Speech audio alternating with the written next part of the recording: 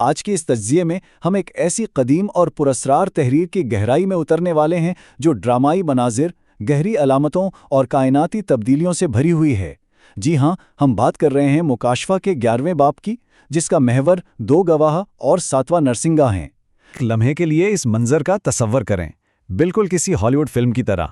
دو نبی ہیں جنہوں نے معمولی ٹاٹ کے کپڑے پہنے ہوئے ہیں، لیکن ان کے منہ سے آگ نکل رہی ہے اور وہ آسمان سے بارش کو روک رہے ہیں۔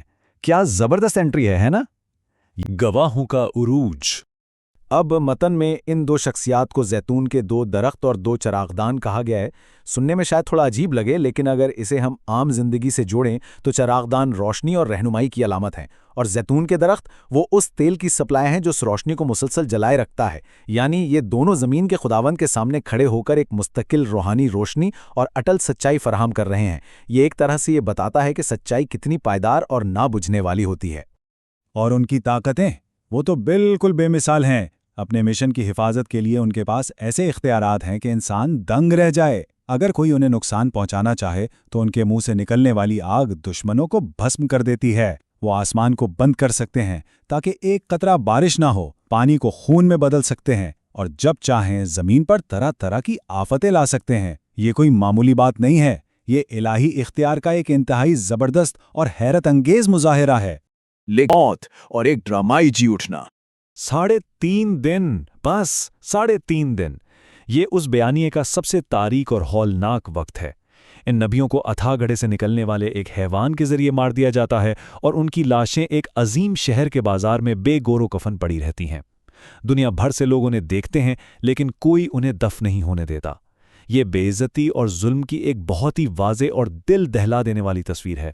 ان 3.5 دنوں کے بعد ایک ایسا دھچکا لگتا ہے جس کی کسی کو توقع نہیں تھی۔ خدا کی طرف سے زندگی کی روح ان بے جان جسموں میں داخل ہوتی ہے اور وہ اچانک اپنے قدموں پر کھڑے ہو جاتے ہیں۔ ذرا سوچیں، دیکھنے والوں کا کیا حال ہوا ہوگا؟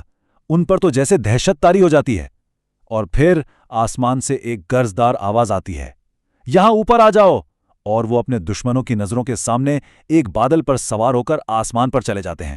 کتنا حیرت انگیز منظر ہے نا؟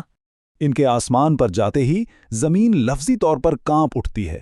ایک انتہائی خوفناک زلزلہ آتا ہے جس سے اس عظیم شہر کا 10واں حصہ پل بھر میں تباہ ہو جاتا ہے، اور 7,000 لوگ اپنی جانوں سے ہاتھ دھو بیٹھتے ہیں۔ یہ تباہی اس قدر شدید ہوتی ہے کہ جو لوگ خوش قسمتی سے بچ جاتے ہیں وہ شدید دہشت کے عالم میں بالآخر آسمان کے خدا کی تمجید کرنے پر مجبور ہو جاتے ہیں۔ انہیں اس مطلق طاقت کے آگے جھکنا ہی پڑتا ہے۔ اب یہ سب تو زمین پر ہو رہا تھا، لیکن یہاں ہم ایک بہت ہی اہم سوال پر پہنچتے ہیں۔ جب آخری نرسنگا یعنی 7واں نرسنگا پھونکا جاتا ہے تو کیا ہوتا ہے؟ یہیں سے ہمارا یہ تجزیہ ایک ڈرامائی زمینی کہانی سے نکل کر آسمانی واقعات کے گہرے اور منظم جائزے کی طرف مڑ جاتا ہے۔ تو آئیے دیکھتے ہیں 7ویں نرسنگے کی ٹائم لائن کو۔ 7ویں نرسنگی کی آواز کوئی عام آواز نہیں ہے۔ آسمان سے بلند آوازیں یہ اعلان کرتی ہیں، دنیا کی بادشاہی ہمارے خداوند اور اس کے مسیح کی ہو گئی۔ اگر ہم اسے ایک ماہر الہیات کی نظر سے دیکھیں تو یہ ایک انتہائی یادگار لمحہ ہے۔ یہ اس بات کا باقاعدہ اعلان ہے کہ دنیا کا اقتدار مکمل اور حتمی طور پر منتقل ہو چکا ہے۔ اب کوئی زمینی طاقت باقی نہیں رہی۔ یہاں سے ایک پوری کائناتی ترتیب شروع ہوتی ہے۔ سب سے پہلے آسمانی آوازیں ابدی بادشاہی کا اعلان کرتی ہیں۔ اس کے فوراً بعد 24 بزرگ مکمل سجدے میں گر جاتے ہیں۔ پھر آتا ہے انصاف کا وقت، جہاں ان لوگوں کا انصاف کیا جانا ہے جو مر چکے ہیں۔ اس کے بعد انعام کا وقت ہے، جو نبیوں اور خدا کے مقدسین کو دیا جائے گا۔ اور آخری کارروائی وہ یہ ہے کہ ان لوگوں کا ہمیشہ کے لیے خاتمہ کر دیا جائے جنہوں نے زمین کو تباہ کیا۔ یہ واقعات کا ایک بہت ہی واضح اور منظم خاکہ ہے۔ آگے بڑھتے ہیں 2 جہانوں کے حیرت انگیز تضاد کی طرف۔ آپ ذرا ان 2 جہانوں کے درمیان فرق تو دیکھیں۔ ایک طرف زمینی دشمن ہیں جو گواہوں کے مرنے پر خوشیاں منا رہے تھے، پارٹیاں کر رہے تھے اور آپس میں تحفے بانٹ رہے تھے، کیونکہ وہ ان سچے نبیوں سے تنگ آ چکے تھے۔ اور دوسری طرف آسمانی بزرگ ہیں جو اپنا تخت چھوڑ کر بالکل اوندھے منہ گر کر خدا کی فرما برداری اور عبادت کر رہے ہیں۔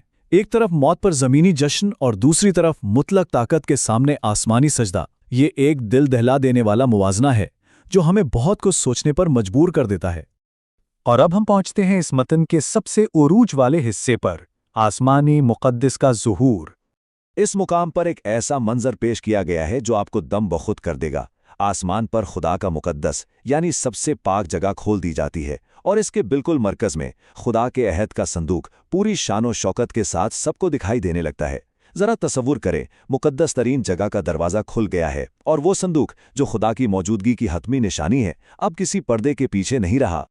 लेकिन ये इंकिशाफ कोई खामोशी से नहीं होता। इसके साथ एक हौलनाक कायनाती तूफान आता है। आंखों को खीरा कर देने वाली बिजलियां कड़कती हैं, बादलों की गहरी और खौफनाक गर्ज सुनाई देती है, एक इंतहाई पुरतशद्दद भूचाल आता है और बड़े बड़े ओलों का तूफान बर्पा हो जाता है। ये अल्फाज हमें इस बेपनाह ताकत का एहसास दिलाते हैं जो इस इंकिशाफ के साथ जुड़ी हुई है। सच कहूं तो इस मंजर की वुसअत और हैबत का सही अंदाजा लगाना भी हमारे लिए मुश्किल है। इस सब के बाद हम एक इंतहाई गहरे सवाल पर आकर रुकते हैं।